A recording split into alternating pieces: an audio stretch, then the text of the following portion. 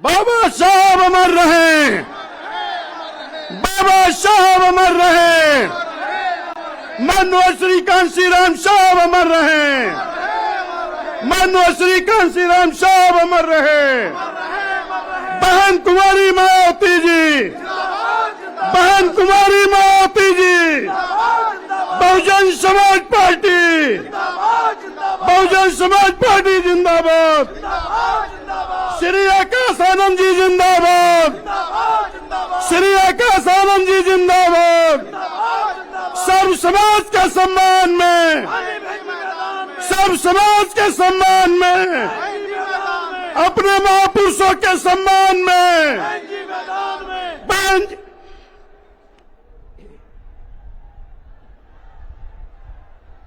उत्तर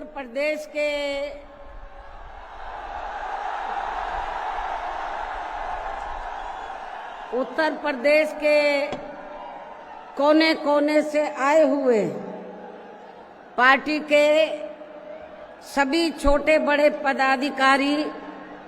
जनप्रतिनिधि, नेता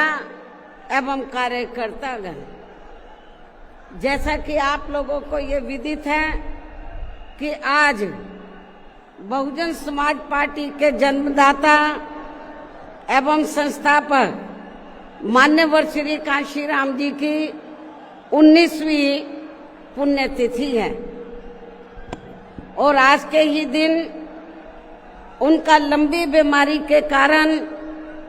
देहांत हुआ था, जो अब हमारे बीच में नहीं रहे हैं। लेकिन बहुजन समाज के हित में इनका समर्पित रहा संपूर्ण जीवन हमारे लिए हमेशा यादगार व अमर रहेगा। ऐसे महान व्यक्तित्व को आज मेरे साथ साथ आप लोग भी अपार संख्या में, अर्थात लाखों लाखों की संख्या में यहाँ यूपी की राजधानी लखनऊ में बीएसपी की रही सरकार द्वारा इनके सम्मान में निर्मित किए गए भव्य व अति विशाल मान्यवर श्री कांशीराम जी स्मारक स्थल पर इनको अपने श्रद्धा सुमन अर्पित करने के लिए पहुंचे हैं। हालांकि आप लोगों को ये भी मालूम है कि इनके सम्मान में बनाए गए इस स्थल के कुछ हिस्सों की समय से मरम्मत नहीं होने की वजह से आप लोग भी पिछले कुछ समय से यहाँ इनकी प्रतिमा पर अपने पुष्प अर्पित नहीं कर पा रहे थे। लेकिन अब यहाँ मरम्मत का अधिकांश कार्य पूरा हो जाने के बाद इस बार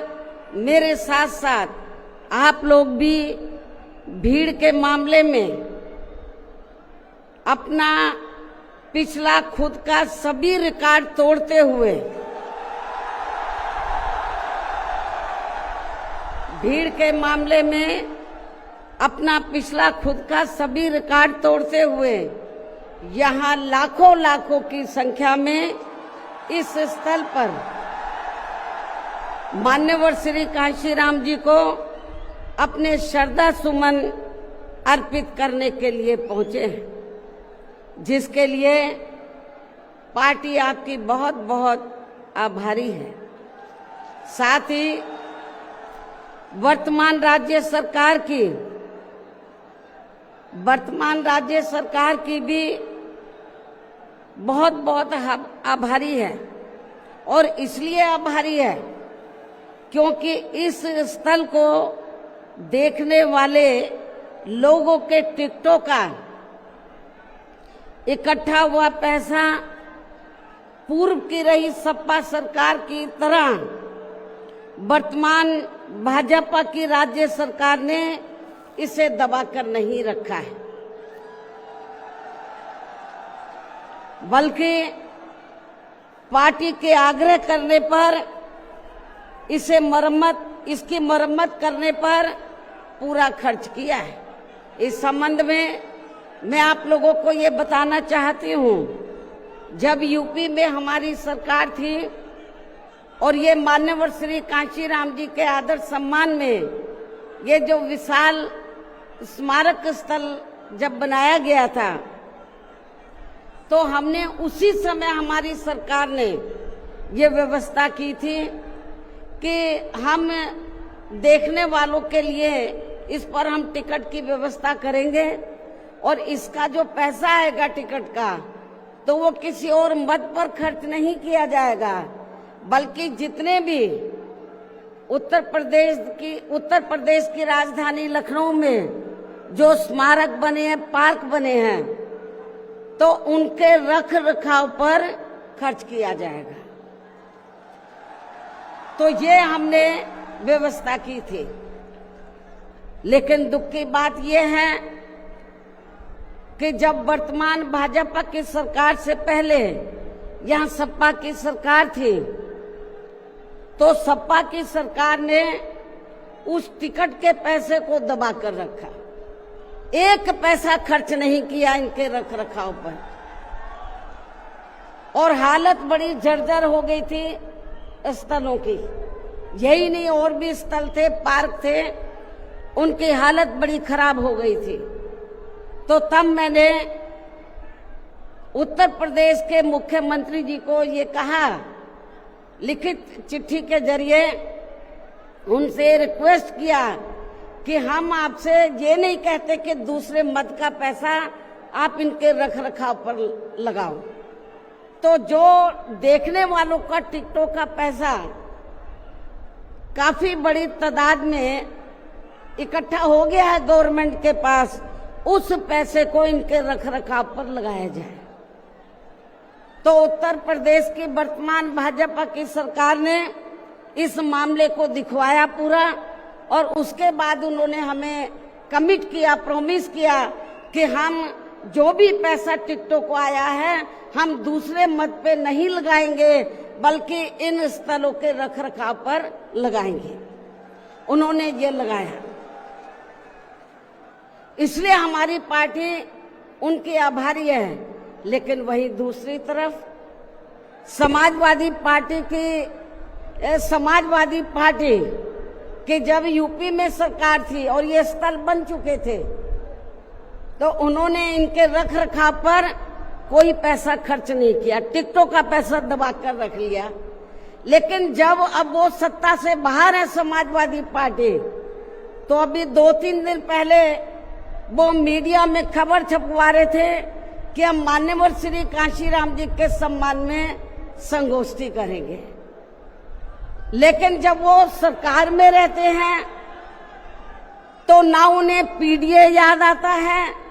और ना मान्यवर श्री कांशीराम जी की जयंती और ना ही पुण्यतिथि उनको याद आती है सरकार में रहकर। लेकिन जब वो सत्ता से बाहर हो जाते हैं तो समाजवादी पार्टी को फिर याद आता है कि हमें संगोष्ठी करनी चाहिए। मैं सपा मुखिया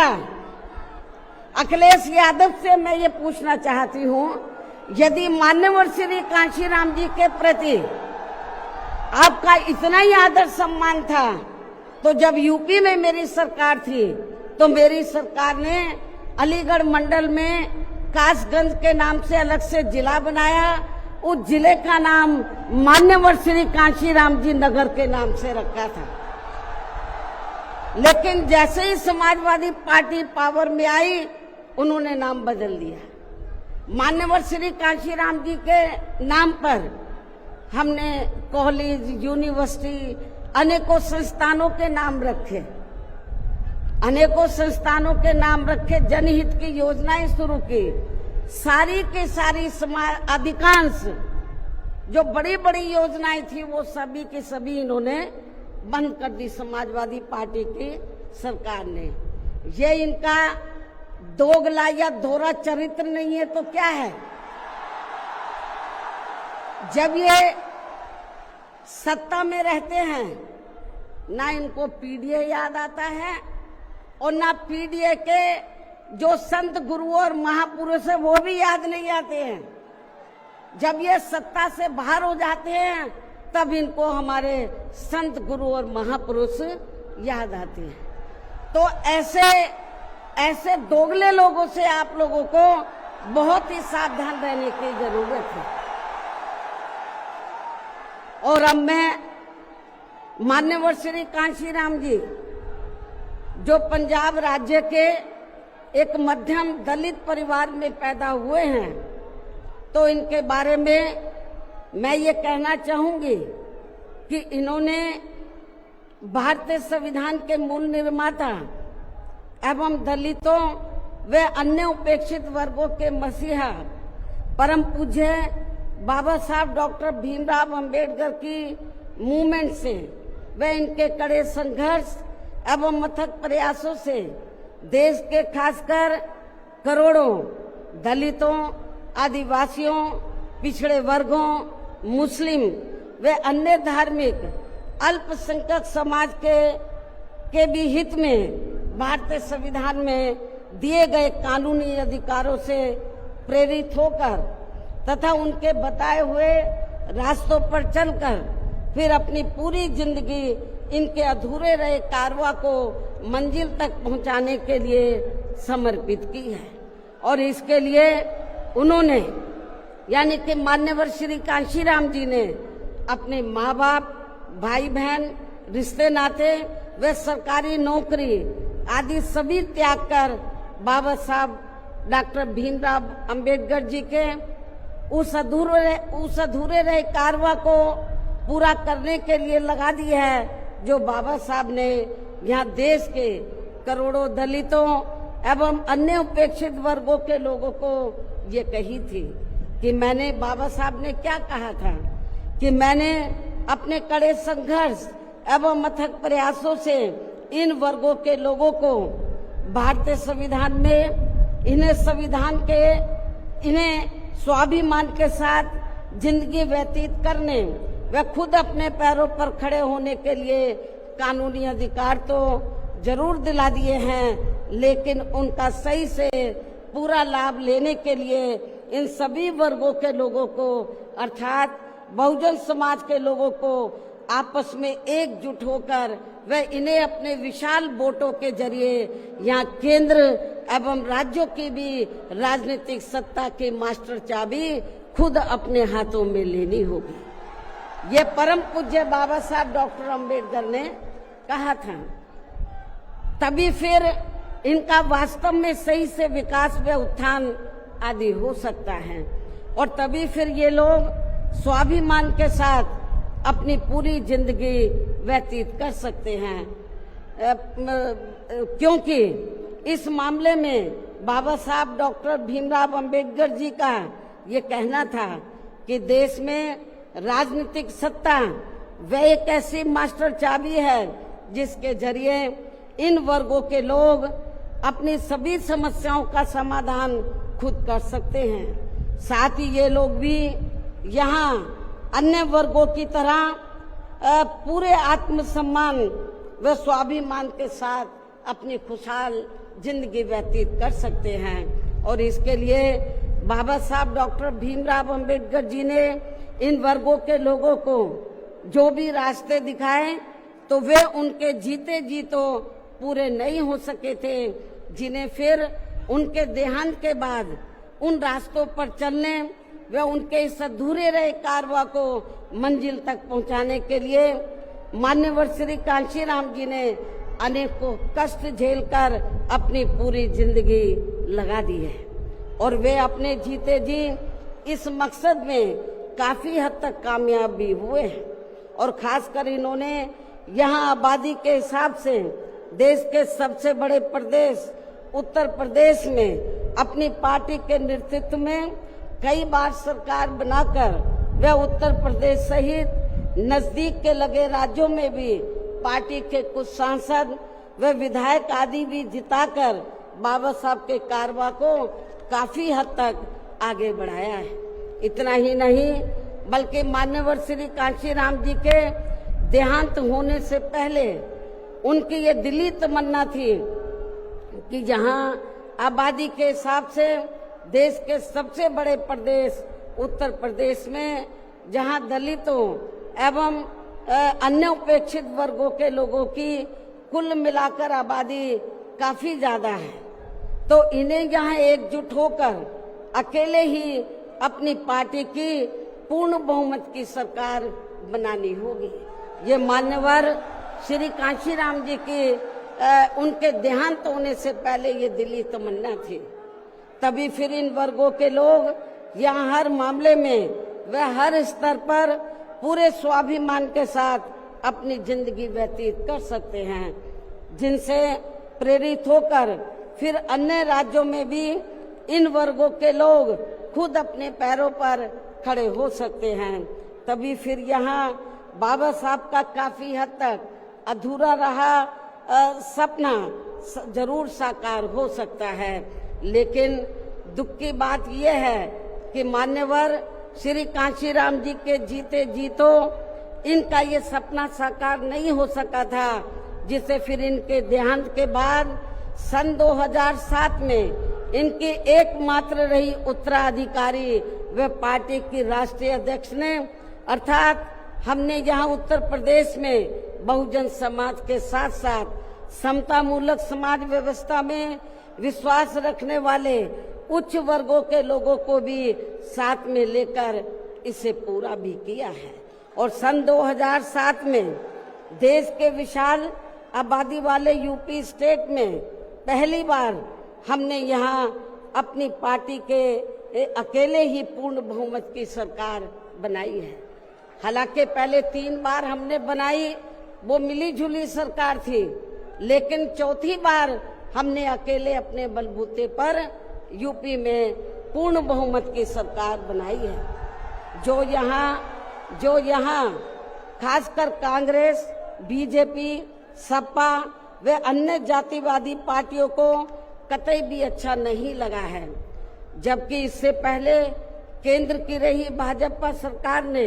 सत्ता का दुरुपयोग करके मेरे ऊपर व मेरे माँ बाप, भाई बहन एवं अन्य रिश्ते नातों आदि के ऊपर भी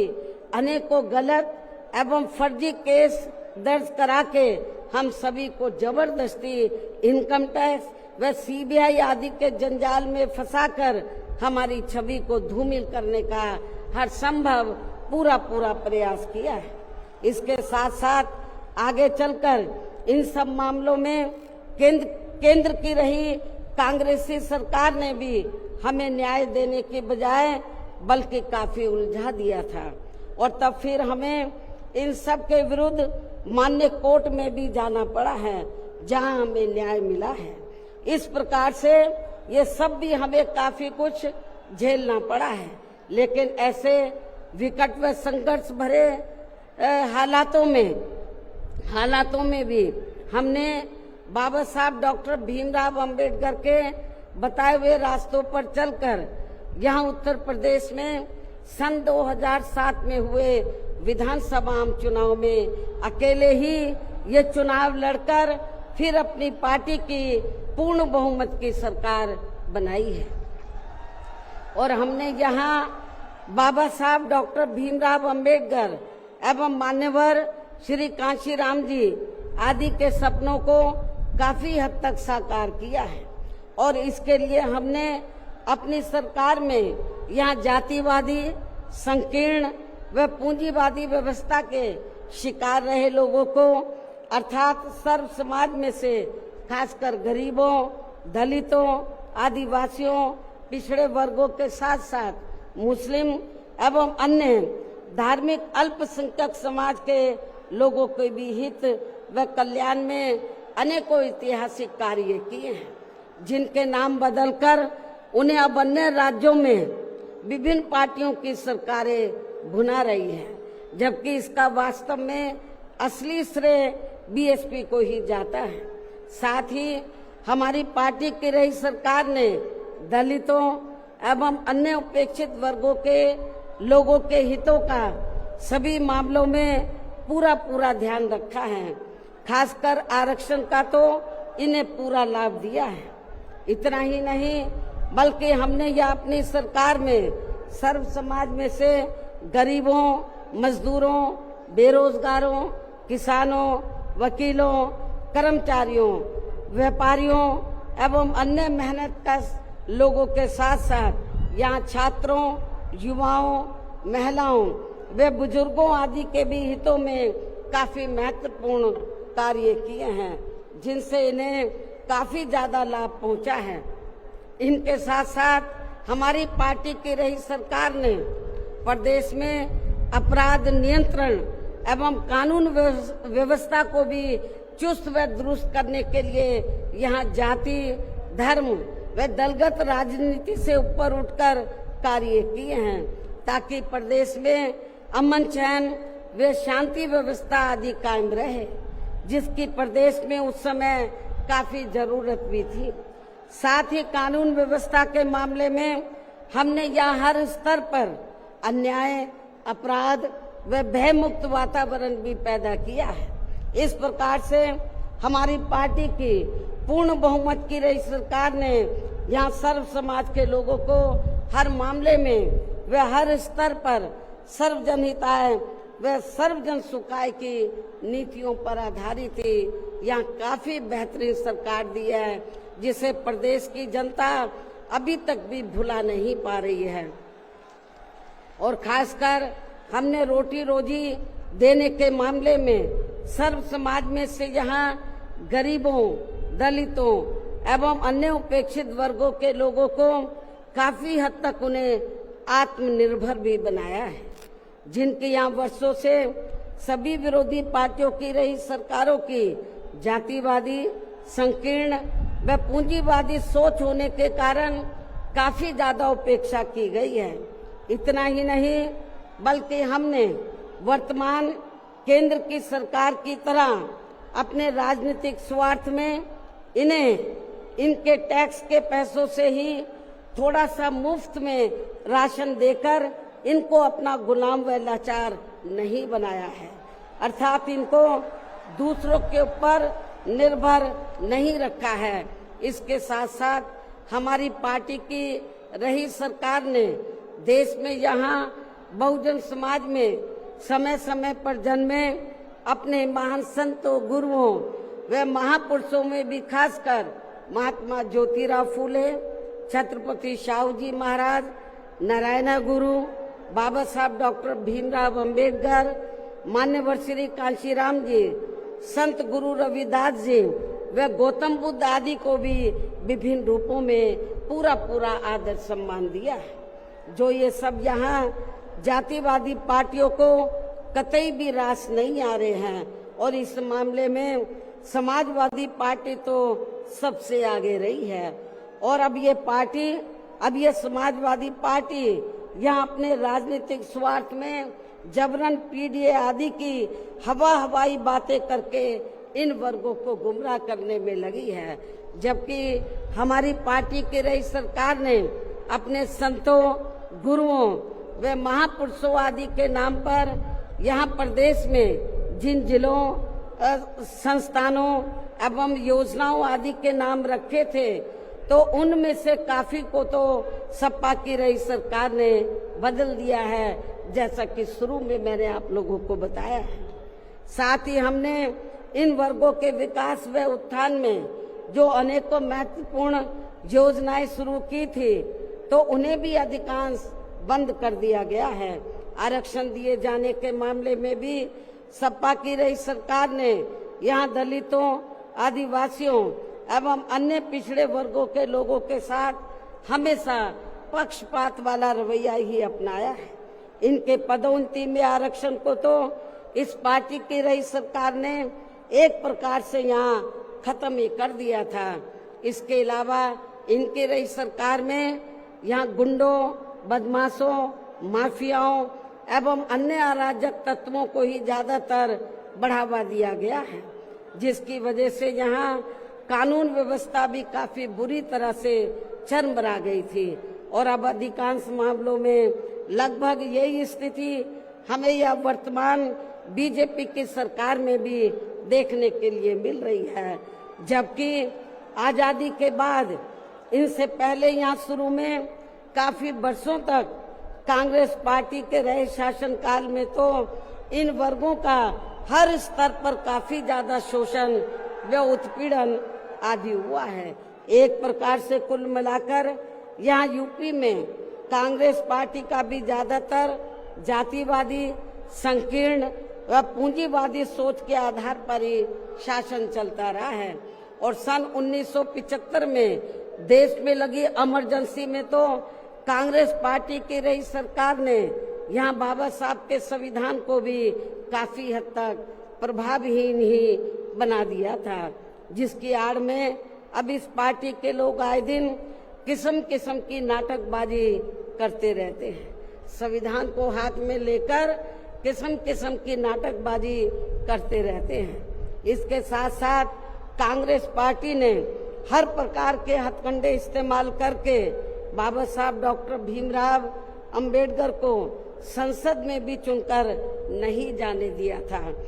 इसके अलावा केंद्र में इसी कांग्रेस पार्टी की रही सरकार ने भारतीय संविधान के मूल निर्माता एवं उपेक्षित वर्गों के मसीहा परम पूज्य बाबा साहब डॉक्टर भीमराव अंबेडकर को भारत रत्न की उपाधि से भी सम्मानित नहीं किया था। इसके बाद फिर इनकी मूवमेंट को आगे गति देने वाले मान्यवर श्री कांशीराम जी को भी उनके देहांत के बाद केंद्र में रही इसी कांग्रेस पार्टी की सरकार ने इनके सम्मान में एक दिन के लिए भी राष्ट्रीय शोक घोषित नहीं किया था। इसी प्रकार समाजवादी पार्टी की भी सरकार ने एक दिन के लिए भी राष्ट्रीय शोक घोषित नहीं किया था। साथ ही इन्होंने देश में पिछड़े वर्गों की आरक्षण संबंधी मंडल कमीशन की रिपोर्ट को भी लागू नहीं किया था, जिसे फिर बीएसपी के अथक प्रयासों से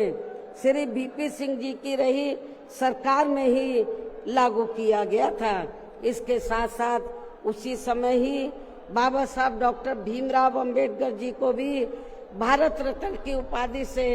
सम्मानित किया गया था। इसी प्रकार अब बीजेपी व अन्य जातिवादी पार्टियों के भी शासनकाल में इन वर्गों का शोषण व उत्पीड़न आदि होना अभी तक भी बंद नहीं हुआ है। इसके अलावा इनकी सरकारों में भी जनता को लुभाने के लिए आए दिन घोषणाएं, शिलान्यास व उद्घाटन आदि तो काफी किए जाते हैं, लेकिन इनसे भी जनता को कोई खास लाभ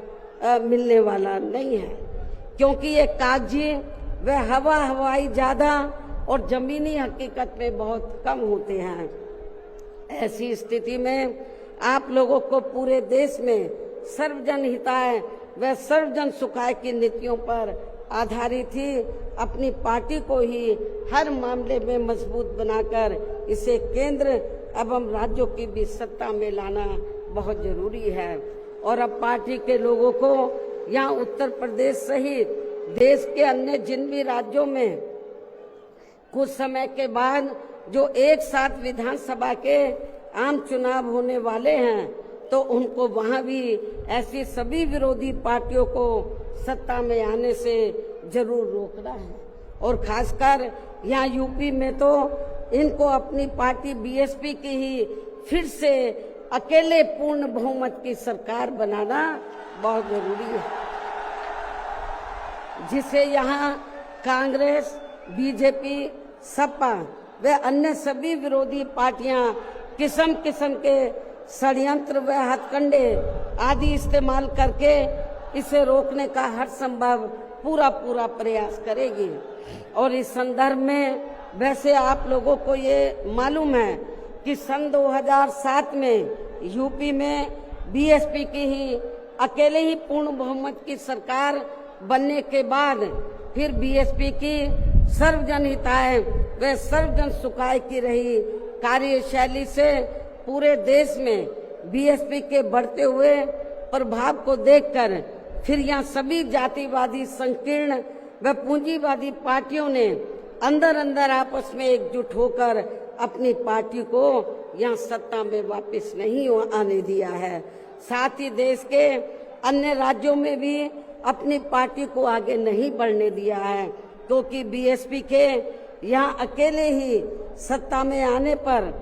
यहाँ यूपी में सन 2007 में बीएसपी के यहाँ अकेले ही सत्ता में आने पर इनको ये डर था, सभी जो जातिवादी पार्टियां हैं इनको ये डर था कि यदि बीएसपी को आगे बढ़ने से नहीं रोका गया तो फिर ये पार्टी केंद्र की सत्ता तक भी जरूर पहुंच सकती है, जिससे घबराकर फिर बीएसपी को पुनः या सत्ता में आने से वह पूरे देश में भी आगे बढ़ने से रोकने के लिए फिर हुआ ये कि इसके बाद फिर खासकर यूपी में जो भी विधानसभा व अन्य राज्यों में भी विधानसभा व देश में लोकसभा के आम चुनाव हुए हैं, तो उन सभी चुनावों में यहाँ कांग्रेस, बीजेपी, सपा व अन्य सभी विरोधी पार्टियों ने अपनी खासकर जातिवादी मानसिकता के तहत चलकर वे अंदर अंदर आपस में एकजुट होकर तथा किस्म किस्म के हथकंडे इस्तेमाल करके फिर बीएसपी को इन्होंने कामयाब नहीं होने दिया। सारी जातिवादी पार्टियां अंदर अंदर एक हो गई थी। एक होकर इन्होंने जहां जहां बीएसपी जीत रही थी तो वहां इनको हराया, जो विरोधियों के कैंडिडेट जीत रहे थे उनको इन्होंने अपना वोट ट्रांसफर कराया। इसके साथ ही फिर बाकी रही से कमी ईवीएम में की गई धांधली के जरिए पूरी कर दी गई, जबकि वर्तमान हालातों में ईवीएम के काफी विरोध के चलते ये ईवीएम वाला सिस्टम कभी भी खत्म किया जा सकता है। अब ईवीएम का विरोध बहुत हो रहा है और फिर पुनः यहाँ बैलेट पेपर वाला सिस्टम लागू हो सकता है, इसकी भी काफी संभावना है। ऐसे में अब हर स्तर पर हमें हर स्तर पर हमेशा अपनी पार्टी को मजबूत बनाते रहना बहुत जरूरी है। इसके साथ ही सावधानी के तौर पर यहाँ मैं ये भी कहना चाहूंगी कि अब तो पूरे देश में विरोधी पार्टियों ने बीएसपी को कमजोर करने के लिए एक और षड्यंत्र ये रचा है कि अब इन्होंने विरोधी पार्टियों ने बीएसपी के विशेषकर दलित बेस वोट को बांटने के लिए इसी समाज में से स्वार्थी एवं बिकाऊ किस्म के लोगों को इस्तेमाल करके वे उनके जरिए अनेकों पार्टियां व संगठन आदि भी काफी बनवा दिए हैं, जिनसे ये जातिवादी पार्टियां चुनाव में अपने अपने फायदे के हिसाब से उम्मीदवार खड़े करवा के बीएसपी को कमजोर करने में लगी है। और अब तो ये पार्टियां अंदर अंदर खुद अपने वोट ट्रांसफर करा के इनके एक आधी उम्मीदवार भी जिताकर भेज रही है, ताकि इससे दलितों का वोट बांटने में इनको कुछ मदद मिलती रहे। ऐसी स्थिति में अब आप लोगों को पुणे या यूपी में अपनी पार्टी को सत्ता में लाने वे अभी हाल ही में बिहार प्रदेश में होने वाले विधानसभा आम चुनाव में तथा आगे चलकर अन्य और राज्यों में भी विधानसभा व देश में लोकसभा के होने वाले आम चुनाव में भी अपनी पार्टी का बेहतर रिजल्ट लाने के लिए ऐसे सभी स्वार्थी एवं बिकाऊ दलित संगठनों व पार्टियों को अपने यार दोस्त, जात बिरादरी व रिश्ते नाते आदि के चक्कर में भी पड़कर अब इनको अपना एक भी वोट देकर खराब नहीं करना है, वरना फिर इसका पूरा लाभ या विरोधी पार्टियों को ही मिलता रहेगा। जिसे भी खास ध्यान में रखकर अब हर छोटे बड़े चुनाव में आप लोगों को अपना एक भी वोट ऐसे सभी स्वार्थी एवं बिकाऊ पार्टियों एवं संगठनों आदि को नहीं देना है, बल्कि अपनी एकमात्र हितैषी पार्टी बीएसपी को ही देना है, ताकि बीएसपी फिर से अपना बेहतर रिजल्ट लाकर पुणे या यूपी की सत्ता में वापस हो सके। तथा देश के अन्य सभी राज्यों में भी पार्टी पुनः आगे बढ़ सके और इसके लिए विरोधी पार्टियों के ऐसे अनेकों और भी सभी हथकंडों से अपनी पार्टी के लोगों को जरूर सावधान रहना है। इसके अलावा पार्टी के लोगों को सचेत करने के उद्देश्य से यहाँ मैं ये भी कहना चाहूंगी कि पिछले कुछ समय से दुनिया के अनेकों देश किसी न किसी मुद्दे को लेकर हुए बवाल व हिंसा आदि से काफी ग्रसित रहे हैं और ये सिलसिला अभी भी जारी है। लेकिन अपने भारत देश को भी जैसे इसका कुछ नजला लगना शुरू ही हुआ था तो उसे फिर तुरंत में ही केंद्र व संबंधित राज्य सरकारों ने सख्ती से निपटा है, जिससे केंद्र व सभी राज्य सरकारों को आगे भी काफी सतर्क रहना होगा। इतना ही नहीं बल्कि देश में आम जनहित के मुद्दों पर आवाज उठाने की बजाय जो पिछले कुछ समय से यहाँ स्वार्थी व शरारती तत्व एक दूसरे के देवी देवता, खुदा व धर्म आदि को लेकर तथा इन पर आए दिन नए नए मुद्दों को निकालकर देश में बवाल व हिंसा आदि पैदा करने की कोशिश में लगे रहते हैं और फिर इनकी आड़ में राजनीति करते हैं। ये भी देश हित में ठीक नहीं है, जबकि इन सब मामलों में सभी को भारतीय संविधान के मुताबिक चलना चाहिए। साथ ही सभी धर्मों का पूरा आदर सम्मान भी करना चाहिए और इनके सदियों से चले आ रहे धार्मिक नियम, मान्यताएं व परंपराएं आदि में भी किसी को दखल देना उचित नहीं है और ना ही इनकी आड़ में आई लव आदि की कोई राजनीति नहीं करनी चाहिए। इसके अलावा जहां तक पिछले दिनों जम्मू कश्मीर के पर्यटक स्थल पहलगांव में हुई आतंकी घटना का सवाल है, जिसमें काफी महिलाओं के सिंदूर उजड़ गए थे, तो ये अत्यंत ही दुखद व चिंता की बात है। हालांकि इस घटना को होने से रोका जा सकता था, बशर्ते यदि उस समय सरकार द्वारा इस पर्यटक स्थल पर सुरक्षा का उचित प्रबंध किया होता, जो नहीं किया गया था। साथ ही हमारी विदेश नीति भी हमेशा देश व जनहित में ही होनी चाहिए और इस मामले में अभी हाल ही में अमेरिका द्वारा लगाए गए भारी टैरिफ से भी केंद्र सरकार को काफी सचेत रहने की जरूरत है और इसी परिप्रेक्ष्य में इन्होंने स्वदेशी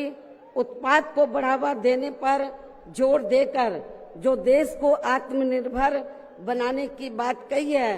तो ये हवाई ना होकर बल्कि जमीनी हकीकत में भी लोगों को होता हुआ नजर आना चाहिए, जिसका फिर हमारी पार्टी भी जरूर स्वागत करेगी। और अब इन सब बातों को मद्देनजर रखते हुए पूरे देश में अपनी पार्टी को हर स्तर पर मजबूत बनाना व इसे आगे बढ़ाना भी बहुत जरूरी है और खासकर इस बार यूपी में बीएसपी की अकेले ही पूर्ण बहुमत की यहाँ सरकार जरूर बनाना है और ये इसलिए भी बहुत जरूरी है क्योंकि बीएसपी के सत्ता से हटने के बाद जब से यहाँ सपा व बीजेपी की सरकार बनी है, तो तब से यहाँ पूर्व की रही कांग्रेसी सरकार की तरह ही इनकी भी सरकारों में सर्व समाज में से खासकर यहाँ गरीबों, दलितों एवं अन्य पिछड़े वर्गों के लोगों का सही से विकास व उत्थान आदि नहीं हो पा रहा है और अब इनमें गरीबी एवं बेरोजगारी आदि काफी ज्यादा बढ़ गई है। साथ ही इनके ऊपर हो रही जुल्म जाति आदि भी काफी चरम सीमा पर पहुंच चुकी है। इनकी बहन बेटियां भी अधिकांश सुरक्षित नहीं रही है। इसके साथ ही इन वर्गों के लोगों को यहाँ आरक्षण का भी सही से पूरा लाभ नहीं मिल पा रहा है। हालांकि इस संबंध में आप लोगों को ये मालूम है कि इनके आरक्षण को लेकर अभी तक जितने भी मान्य कोर्ट के फैसले आए हैं, तो उनकी सभी जातिवादी पार्टियों की रही सरकारों ने सही से पैरवी नहीं किया है, जिससे अब इनको आरक्षण का बहुत कम ही लाभ मिल पा रहा है। और इस मामले में यहाँ मैं ये भी कहना चाहूंगी कि बीएसपी के अथक प्रयासों से देश में एससी व एसटी वर्गों के सरकारी नौकरियों में पदोन्नति में आरक्षण को प्रभावी बनाने के लिए जब केंद्र की रही कांग्रेसी सरकार में संवैधानिक संशोधन विधेयक संसद में लाया गया था, तो तब उसे कांग्रेस पार्टी ने बीजेपी व अन्य आरक्षण विरोधी पार्टियों की अंदरूनी मिलीभगत से पास तक भी नहीं होने दिया था, जो अभी तक भी संसद में लटका पड़ा है। जबकि समाजवादी पार्टी के सांसदों ने तो इस बिल को ही संसद में फाड़ दिया था। इतनी ज्यादा इस पार्टी को इनके पदोन्नति में आरक्षण दिए जाने को लेकर इस बिल से इनको जबरदस्त एलर्जी थी, नफरत थी। ऐसे में अब आप ही ये बताएं, क्या ऐसी स्थिति में कांग्रेस, बीजेपी व सपा आदि जैसी इन जातिवादी पार्टियों में या खासकर अपने दलितों एवं अन्य उपेक्षित वर्गों के लोगों का सही से विकास व उत्थान आदि हो सकता है? मैं समझती हूँ कतई भी संभव नहीं है। इसके अलावा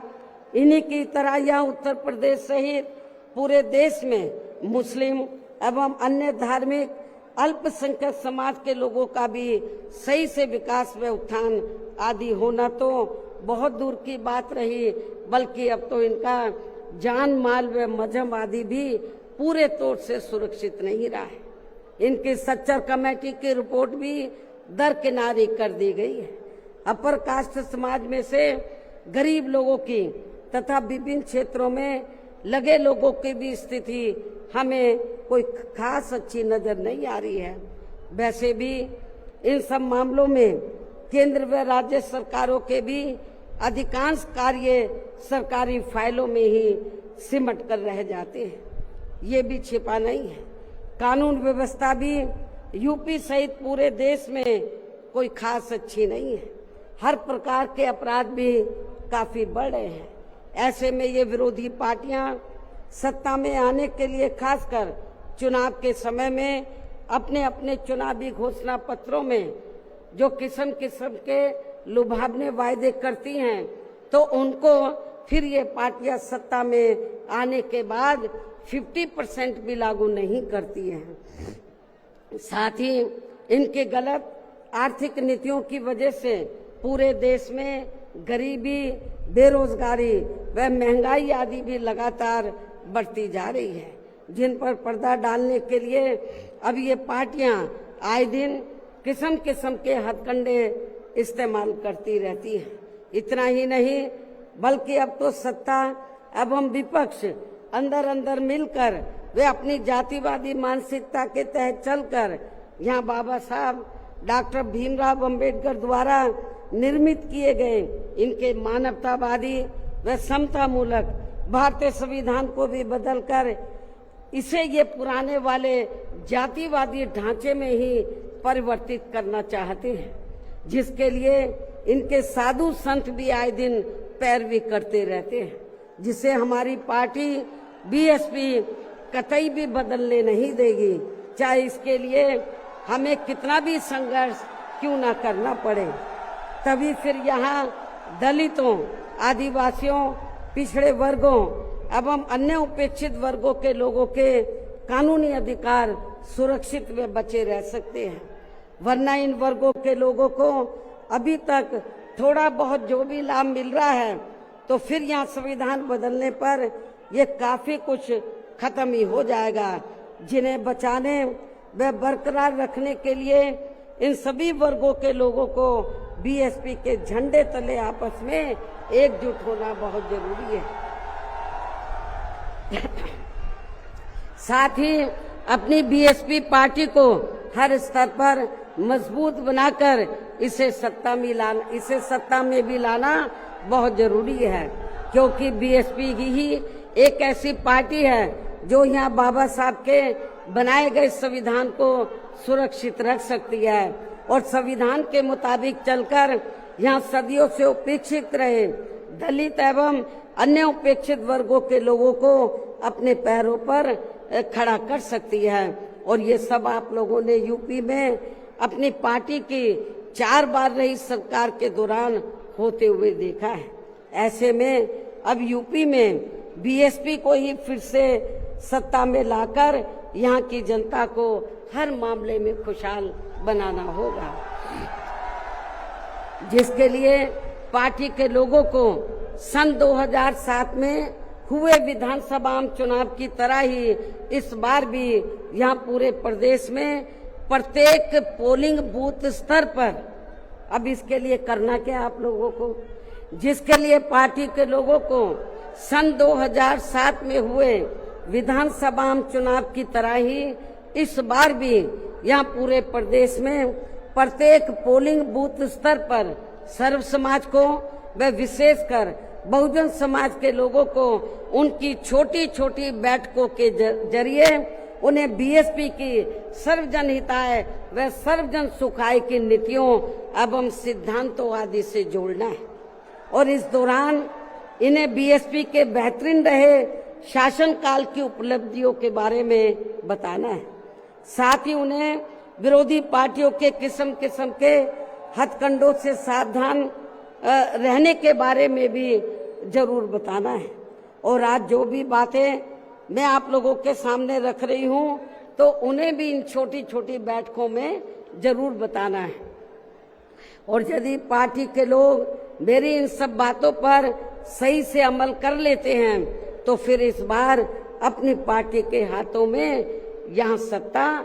जरूर आ जाएगी। इसके अलावा जहाँ तक अपनी पार्टी के लिए अकेले चुनाव लड़ने का सवाल है, आप लोग ध्यान से सुने मेरी बात। इसके अलावा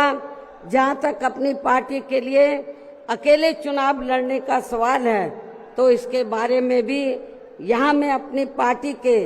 अब तक के रहे अनुभवों को ध्यान में रखकर ये बताना जरूरी समझती हूँ कि देश के अन्य प्रदेशों की तरह खासकर यहाँ यूपी में जब भी हमारी पार्टी ने विधानसभा का आम चुनाव गठबंधन करके लड़ा है तो तब फिर हमारी पार्टी को कोई विशेष लाभ नहीं हुआ है, क्योंकि हमारी पार्टी का जो वोट है, हमारी पार्टी का वोट तो गठबंधन वाली पार्टी को एक तरफा ट्रांसफर हो जाता है, लेकिन उनका जातिवादी मानसिकता की वजह से विशेषकर अपर कास्ट समाज का वोट बीएसपी के उम्मीदवारों को ट्रांसफर नहीं हो पाता है। और वास्तव में यही सही और हकीकत भी है, जिससे फिर हमारी पार्टी के उम्मीदवार भी बहुत कम जीत पाते हैं तथा पार्टी का वोट प्रतिशत भी काफी कम हो जाता है। इसके साथ ही गठबंधन की सरकार बनने पर अपनी पार्टी के नेतृत्व में बनी ये सरकार समय से पहले ही गिर जाती है। जब हम गठबंधन करके चाहे चुनाव लड़ें, वोट प्रतिशत भी कम होता है, सरकार बनाए तो समय से पहले ही गिर जाती है। जैसे सन 1993 में बीएसपी ने सपा से गठबंधन करके यहाँ यूपी में विधानसभा का आम चुनाव लड़ा था तो पार्टी केवल 67 सीटें ही जीत पाई थी। उसके बाद फिर 1996 में पार्टी ने कांग्रेस पार्टी से गठबंधन करके यहाँ विधानसभा का आम चुनाव लड़ा था तो तब फिर पार्टी केवल 67 सीटें ही जीत पाई थी। पहले भी 67, उसके बाद में भी 67। और जब सन 2002 में पार्टी ने यूपी विधानसभा का आम चुनाव अकेले लड़ा था तो तब पार्टी लगभग 100 सीटें जीत गई थी सन 2002 में, जिसमें पार्टी के 2 जीते हुए आजाद उम्मीदवार भी शामिल हैं, जिनको किन्हीं कारणवश सिंबल समय से नहीं मिल पाया था। और फिर इससे पार्टी के लोगों का काफी मनोबल भी बढ़ा था। लेकिन यहाँ खास ध्यान देने की बात यह है कि पार्टी इन तीनों बार गठबंधन की बनी सरकार में अपना कभी भी समय पूरा नहीं कर पाए। हमने तीनों बार जब गठबंधन करके सरकार बनाई तो कभी भी अपना समय पूरा नहीं कर पाई है, अर्थात समय से पहले ही गिर गई है। आप रिकॉर्ड उठाकर देख लो। इसके बाद सन 2007 में पार्टी ने फिर से अकेले यहाँ यूपी में विधानसभा का आम चुनाव लड़ा था, तो तब फिर अपनी पार्टी 200 से ऊपर सीटें जीत गई थी। और फिर हमने यहाँ यूपी में पहली बार पूरे 5 साल के लिए अकेले ही अपनी पार्टी की पूर्ण बहुमत की सरकार बनाई थी। और इस दौरान हमने सर्व समाज के हित में काफी ऐतिहासिक कार्य किए थे। ऐसे में पार्टी द्वारा गठबंधन करके चुनाव लड़ने से या फिर गठबंधन की सरकार बनाने से भी यहाँ सर्व समाज में से खासकर गरीबों एवं बहुजन समाज के लोगों का सही से विकास व उत्थान आदि नहीं हो सकता है। इसलिए इस बार यहाँ यूपी विधानसभा के होने वाले आम चुनाव में अब तक के रहे अनुभवों के मुताबिक हमारी पार्टी ने सन 2007 की तरह ही अकेले ये चुनाव लड़ने का फैसला लिया है। वैसे मुझे ये पूरा भरोसा है कि आज के कार्यक्रम में अपने खुद के पिछले सभी रिकॉर्ड तोड़ते हुए उम्मीद से कई गुना ज्यादा लाखों की संख्या में आई ये अपार भीड़ इस बार यहाँ यूपी में होने वाले विधानसभा आम चुनाव में अपनी पार्टी को सत्ता में जरूर लाएगी। और इसके लिए अभी से ही पार्टी के लोगों को यहाँ विरोधी पार्टियों के पुराने व नए सभी षड्यंत्रों व हथकंडों आदि से सावधानी बरतते हुए अपनी पार्टी के जनाधार को बड़े पैमाने पर बढ़ाना है। साथ ही हर स्तर पर पार्टी को मजबूत भी बनाना है। विरोधियों की अफवाहों से भी पार्टी के लोगों को जरूर सचेत रखना है। और इस संबंध में इसका ताजा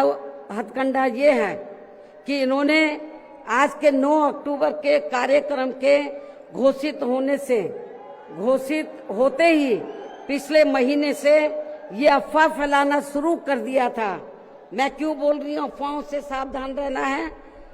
क्योंकि इस संबंध में ताजा उदाहरण ये है कि इन्होंने आज के 9 अक्टूबर के कार्यक्रम के घोषित होते ही पिछले महीने से ये अफवाह फैलाना शुरू कर दिया था कि दूसरी पार्टियों के फलाना वरिष्ठ नेता बीएसपी में आ रहे हैं और वे बीएसपी प्रमुख से दिल्ली व लखनऊ में भी मिले हैं, लेकिन मुझे तो इसके बारे में अभी तक भी कोई जानकारी नहीं है। मिलना तो बहुत दूर की बात है और मैं कभी छिप के नहीं मिलती हूँ, जब मिलती हूँ तो खुले में मिलती हूँ मन। इतना ही नहीं बल्कि अन्य और भी मामलों में किस्म किस्म की गलत, झूठी व तथ्यहीन खबरें एवं अफवाहें आदि फैलाने के लिए भी यहाँ विरोधी लोग सोशल मीडिया, जातिवादी मानसिकता वाले टीवी चैनल एवं प्रिंट मीडिया आदि का भी काफी दुरुपयोग व गलत इस्तेमाल कर सकते हैं। जबकि विरोधी लोग सन 2007 में भी ऐसी अफवाहें फैलाते रहे हैं, लेकिन उस समय हमारे लोगों के गुमराह ना होने की वजह से फिर अपनी पार्टी की यहाँ अकेले ही पूर्ण बहुमत की सरकार बन गई थी। और यदि पार्टी के लोग इस बार भी चुनाव में वोट पड़ने तक या किसी भी मामले में गुमराह नहीं होते हैं तो फिर इस बार हमारी पार्टी की पुनः या पूर्ण बहुमत की सरकार जरूर बन जाएगी। वैसे मुझे पूरी उम्मीद है कि पार्टी के लोग मेरी इन सब बातों पर सही से अमल करके इस बार अपनी पार्टी बीएसपी को ही अकेले यहाँ सत्ता में जरूर लाएंगे और अपनी बहन जी को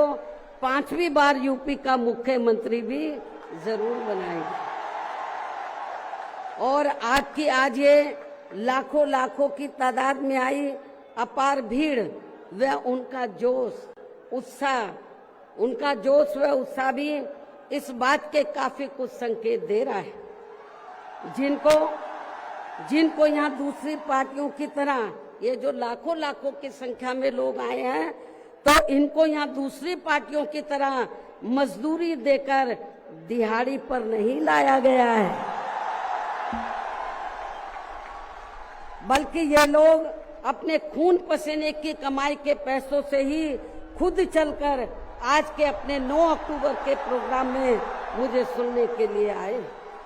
जिन्होंने भीड़ के मामले में आज अपने खुद के भी अपने पिछले सभी रिकॉर्ड तोड़ दिए हैं। और अब मैं यहाँ आप लोगों को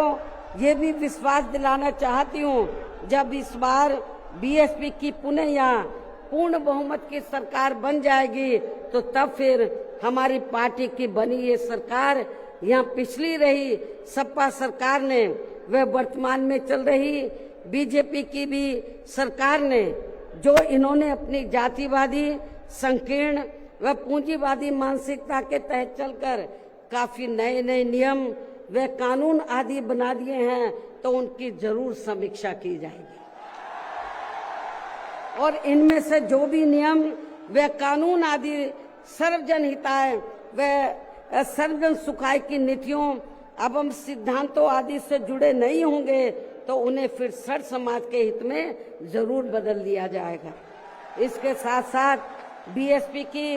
पूर्व की रही सरकार में खासकर दलित एवं अन्य उपेक्षित वर्गों के हितों के लिए लिए गए फैसलों को जो इनकी सरकारों ने काफी बदल दिए हैं, तो उन्हें भी यहाँ फिर से पुरानी वाली स्थिति में ही लाया जाएगा, अर्थात उन्हें बहाल कर दिया जाएगा। इसके अलावा सपा व बीजेपी की सरकार ने भी प्रदेश व जनहित के विरुद्ध जाकर जो कुछ भी गलत फैसले ले लिए हैं, तो उनकी भी समीक्षा करके उन्हें सही स्थिति में लाया जाएगा। साथ ही मेरी पूर्व की रही सरकारों की तरह ही हर मामले में व हर स्तर पर यहाँ सर्व समाज के व विभिन्न क्षेत्रों में लगे लोगों के हितों का तथा बेहतर कानून व्यवस्था बनाने पर भी विशेष ध्यान रखा जाएगा। साथ ही सर्व समाज में से गरीब एवं बेरोजगार लोगों को, जिसमें पुरुष व महिलाएं आदि दोनों शामिल हैं, इनको रोटी रोजी के साधन देने के लिए विशेष बल दिया जाएगा, जोर दिया जाएगा। यहाँ यूपी के लोगों को रोटी रोजी के मामले में पलायन नहीं करना पड़ेगा, आपको अपने प्रदेश में ही रोटी रोजी के साधन दिए जाएंगे। और इन सब मामलों में सर्व समाज में से खासकर गरीबों, दलितों, आदिवासियों, पिछड़े वर्गों, मुस्लिम एवं अन्य धार्मिक अल्पसंख्यक समाज के लोगों का हर मामले में प्राथमिकता के आधार पर पूरा ध्यान रखा जाएगा। और इन सब कार्यों के लिए इस बार पुनः यहाँ अपनी पार्टी की पूर्ण बहुमत की सरकार बनाना बहुत जरूरी है, जिसकी पूरी उम्मीद भी है। इन्हीं जरूरी बातों के साथ ही अब मैं ये भी कहना चाहूंगी कि अपनी पार्टी को हर स्तर पर मजबूती देकर उसे बरकरार बनाए रखने के लिए जिस प्रकार से पार्टी के लोगों ने माननीय श्री कांशीराम जी के देहांत होने के बाद भी पार्टी की हर परिस्थिति में हमेशा मेरा साथ दिया है और अभी भी दे रहे हैं, तो ये मेरे व पार्टी के लिए बहुत ही गर्व की बात है। और अब तो पार्टी के राष्ट्रीय संयोजक श्री आकाश आनंद भी बीएसपी की मूवमेंट से काफी हद तक जुड़ चुके हैं, जो ये भी पार्टी के लिए अच्छे शुभ संकेत हैं। और अब ये यानी कि आकाश आनंद मेरे मार्गदर्शन व दिशा निर्देशन में अपनी पूरी लगन एवं मेहनत के साथ पार्टी को मजबूती देने में व पार्टी के जनाधार को भी बढ़ाने में पूरे जी जान से लगे, जिससे पार्टी के लोगों में आए दिन इनके प्रति काफी लगाव व उत्साह भी बढ़ा है। ये भी पार्टी हित में अच्छी बात है, जिसे ध्यान में रखकर अब मेरा इनके बारे में, आकाश आनंद के बारे में ये कहना है कि जिस प्रकार से पूरे देश में पार्टी के लोग माननीय श्री कांशीराम जी के जीते जी और उनके देहांत के बाद भी हर परिस्थिति में मेरे साथ खड़े रहे हैं, तो मैं भी ये चाहूंगी उसी प्रकार से पार्टी के लोग श्री आकाश आनंद के साथ भी हमेशा खड़े रहेंगे और इनका हर परिस्थिति में पूरा साथ भी जरूर देंगे। वैसे इस मामले में इनके पिता श्री आनंद कुमार भी इनकी शुरू से ही पूरी मदद करते रहे हैं। इसके साथ साथ श्री आनंद कुमार दिल्ली में रहकर मान्यवर श्री कांशीराम जी के देहांत होने के बाद से ही ये मेरी गैर हाजिरी में व मेरे दिशा निर्देशन में पार्टी का पूरा लेखा जोखा आदि का कार्य भी काफी अच्छे से संभाल रहे हैं, जो ये पार्टी का खास कार्य है। इसलिए इनको पार्टी का राष्ट्रीय उपाध्यक्ष बनाकर इन्हें पार्टी की ये अति महत्वपूर्ण जिम्मेवारी सौंपी हुई। इसी प्रकार से पार्टी के राष्ट्रीय महासचिव श्री एस.सी. मिश्रा जी को भी हमने पार्टी का लीगल व मीडिया का तथा अपने खुद के समाज को भी, अपने खुद के ब्राह्मण समाज को भी पार्टी में जोड़ने का ये विशेष कार्य सौंपा हुआ है, जिसे ये मेरे दिशा निर्देशन में अपनी जिम्मेवारी को सही से निभा रहे हैं। हालांकि इनके बेटे श्री कपिल मिश्रा ने भी आज के कार्यक्रम में यह फ्री मेडिकल मदद देने की भी व्यवस्था की है, जो इनका ये कार्य पार्टी के प्रति इनके सेवा भाव को भी काफी कुछ दर्शाता है। पार्टी के हमारे विधायक श्री उमा शंकर सिंह जी भी पार्टी व मूवमेंट के हित में हमेशा मददगार व सक्रिय रहते हैं तथा इनको भी अपने खुद के समाज को पार्टी में जोड़ने की एक खास जिम्मेवारी सौंपी हुई है, जिससे ये पूरी ईमानदारी व निष्ठा से निभा रहे हैं। यूपी बीएसपी प्रदेश अध्यक्ष श्री विश्वनाथ पाल भी पार्टी संगठन का कार्य देखने व पिछड़े वर्गों को जोड़ने के साथ साथ ये पूरे प्रदेश में जहां जहां भी बहुजन समाज के लोगों पर जुल्म जाति आदि होती है, तो वहां ये मेरे दिशा निर्देशन में जाकर उन्हें न्याय दिलवाने का भी पूरा प्रयास करते हैं। ये इनका पार्टी हित में अभी तक काफी सराहनीय कार्य चल रहा है। इसके अलावा आज के कार्यक्रम की सही व्यवस्था करने में लखनऊ जिला व मंडल यूनिट ने भी अपनी अहम भूमिका निभाई है। श्री जमील अख्तर प्रदेश कार्यालय से जुड़े लोगों ने भी आज के इस कार्यक्रम को सफल बनवाने में कोई कमी नहीं छोड़ी है और ये सभी लोग भी बधाई के पात्र हैं। साथ ही प्रदेश के सभी छोटे बड़े पदाधिकारियों एवं कार्यकर्ताओं आदि की भी कड़ी मेहनत, मेन कमाल आप लोगों का है, जिनको अब मेन कमाल आप लोगों का है। साथ ही प्रदेश के सभी छोटे बड़े पदाधिकारियों एवं कार्यकर्ताओं आदि की भी कड़ी मेहनत व उनके अथक प्रयासों से आज मान्यवर श्री कांशीराम जी की पुण्यतिथि के कार्यक्रम में पूरे उत्तर प्रदेश के कोने कोने से लाखों की संख्या में पार्टी के जो लोग इनको अपने श्रद्धा सुमन अर्पित करने तथा मुझे भी सुनने के लिए यहाँ आए हैं। साथ ही आपके पड़ोसी राज्य उत्तराखंड स्टेट से भी पार्टी के कुछ लोग आपके यहाँ इस कार्यक्रम से काफी कुछ सीखने के लिए आए हुए हैं, तो उन सभी का भी मैं दिल से धन्यवाद अदा करती हूँ। हालांकि हमने कोई बाहर के लोगों को इधर नहीं बुलाया है, वो चोरी से अपने आप ही आ गए पूरे देश से और छिपकर कहीं बैठे हुए हैं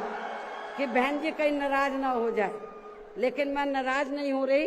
आप लोगों ने आप आ भी गए हैं, आपका भी मैं थैंक्स अदा करती हूँ। लेकिन अब आप लोगों को अपने राज्यों में जाकर यहाँ जो कुछ मैंने बोला है उन सब बातों पर अमल करते हुए तो आप लोगों को पार्टी के जनाधार को आगे बढ़ाना है। तो जिन्होंने क्योंकि जो भी लोग हैं तो बहुत कुछ यहाँ सीखने के लिए आए हैं। वो किस लिए आए हैं? वर्कर हैं थोड़े से बेचारे, थोड़े कि जब बहन जी हमारे स्टेट में आएगी तो हम लोग भी यूपी से पीछे नहीं रहेंगे, हम लोग भी बड़ा प्रोग्राम करके दिखाएंगे।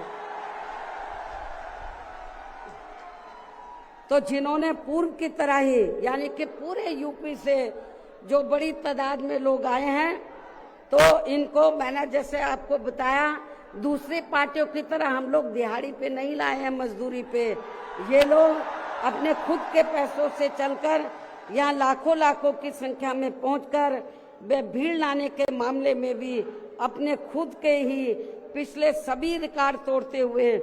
इस बार मान्यवर श्री कांशीराम जी के पुण्यतिथि के कार्यक्रम को ऐतिहासिक व जबरदस्त कामयाब बनाया है। साथ ही देश के अन्य सभी राज्यों में भी आज मान्यवर श्री कांशीराम जी की पुण्यतिथि के विभिन्न स्तर पर किए गए कार्यक्रम भी काफी कामयाब रहे हैं। उनकी भी पार्टी बहुत बहुत आभारी है।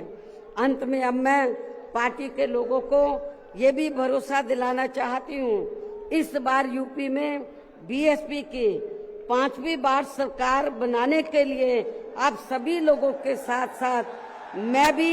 हर स्तर पर अपनी पूरी ताकत लगा दूंगी, कोई कभी छोड़ूंगी नहीं। और इसके लिए इस बार मैं कोई कमी छोड़ूंगी नहीं, ये मेरा आज पार्टी के लोगों को वायदा भी है। और अब मैं पुनः अपनी तरफ से व उत्तर प्रदेश सहित पूरे देश में पार्टी के सभी लोगों की तरफ से भी मान्यवर श्री कांशीराम जी को आज उनकी 19वीं पुण्यतिथि के मौके पर पूरे तहे दिल से अपने श्रद्धा सुमन अर्पित करते हुए अपनी बात यहीं समाप्त करती हूँ। धन्यवाद। जय भीम व जय भारत। 9 अक्टूबर पुण्यतिथि बाबा साहब अमर रहे, श्रद्धा श्री कांशीराम साहब अमर रहे, बहन कुमारी मावती जी, करमाया बहन कुमारी मावती जी, बहुजन समाज पार्टी जिंदाबाद, बहुजन समाज पार्टी जिंदाबाद, श्री आकाशानंद जी जिंदाबाद, श्री आकाशानंद जी जिंदाबाद। सब समाज के सम्मान में, काशीराम सब समाज के सम्मान में,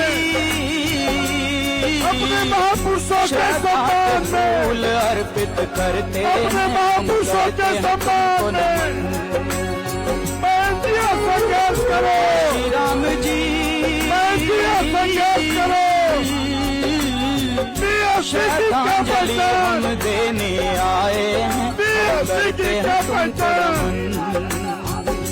बाबा साहब अमर रहे, राम जी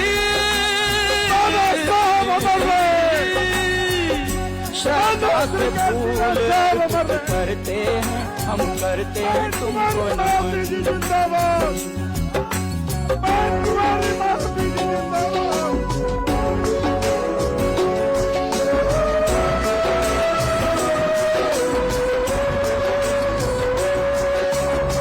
मसीहा गरीबों के तुम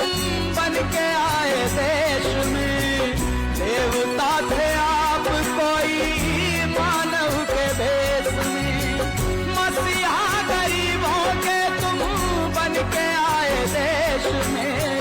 देवता थे आप कोई मानव के भेष में। प्यारे आप वो हिंदुस्तान के एक अनमोल सितारे, कांशीराम जी। श्रद्धा के फूल अर्पित करते हैं, हम करते हैं तुमको नमन।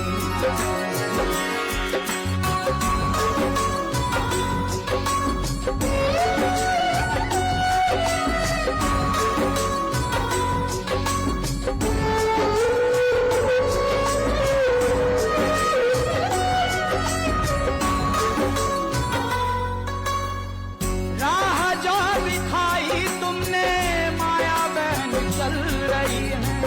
सर्व समाज को लेकर आगे वो बढ़ रही है। राह जो दिखाई तुमने माया बहन चल रही है, सर्व समाज को लेकर आगे वो बढ़ रही है। परिवर्तन की लहर चली है, नई क्रांति की आई हो। काशी राम जी श्रद्धा के फूल अर्पित करते हैं, हम करते हैं तुमको नमन।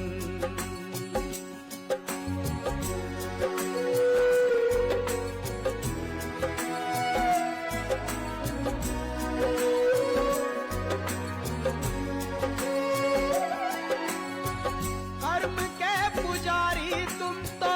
पारखी बड़े थे, कर्मठ थे योद्धा बड़े आप दूरदर्शी थे। कर्म के पुजारी तुम तो पारखी बड़े थे, कर्मठ थे योद्धा बड़े आप दूरदर्शी थे। शपथ है लेती पुण्य तिथि पर कहें बहन माया जी हो। काशी राम जी श्रद्धा के फूल अर्पित करते हैं, हम करते हैं तुमको नमन।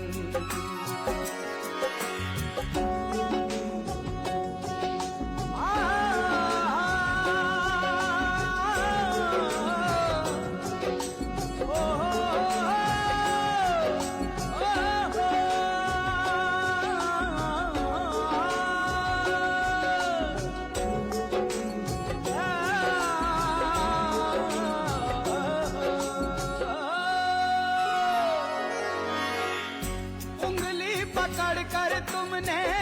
चलना सिखाया है, कदम कदम पर तुमने ही हौसला बढ़ाया है। उंगली पकड़ कर तुमने चलना सिखाया है, कदम कदम पर तुमने ही हौसला बढ़ाया है। राह दिखाते आज भी हमको तुम ही नजर हो आते हो। काशी राम जी श्रद्धा के फूल अर्पित करते हैं, हम करते हैं तुमको नमन।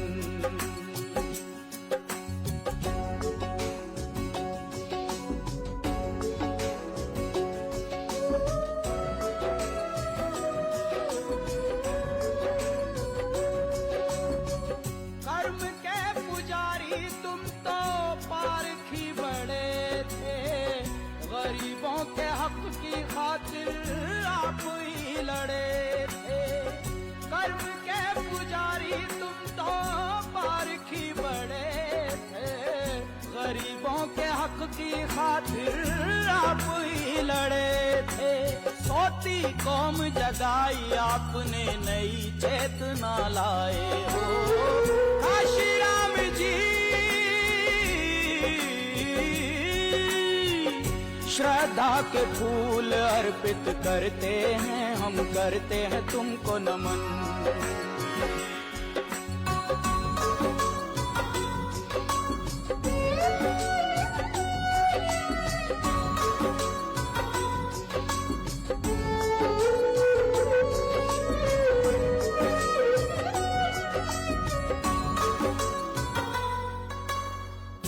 पल पल किया है तुमने संघर्ष कितना,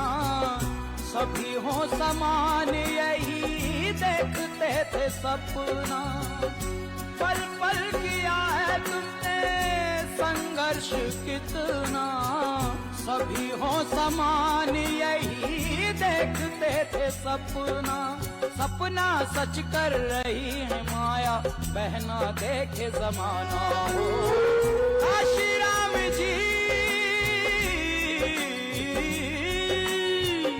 श्रद्धा के फूल अर्पित करते हैं, हम करते हैं तुमको नमन।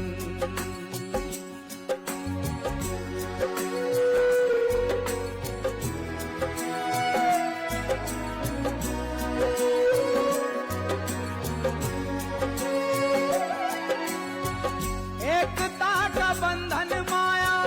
बहना ने बांधा है, बहना तेरे साथ हम हैं जन जन ये कहता है। एकता का बंधन माया बहना ने बांधा है, बहना तेरे साथ हम हैं जन जन लगता है। आज अगर तुम होते देखते बहना का नीला परचम प्यारा। काशी राम जी श्रद्धा के फूल अर्पित करते हैं, हम करते हैं तुमको नमन।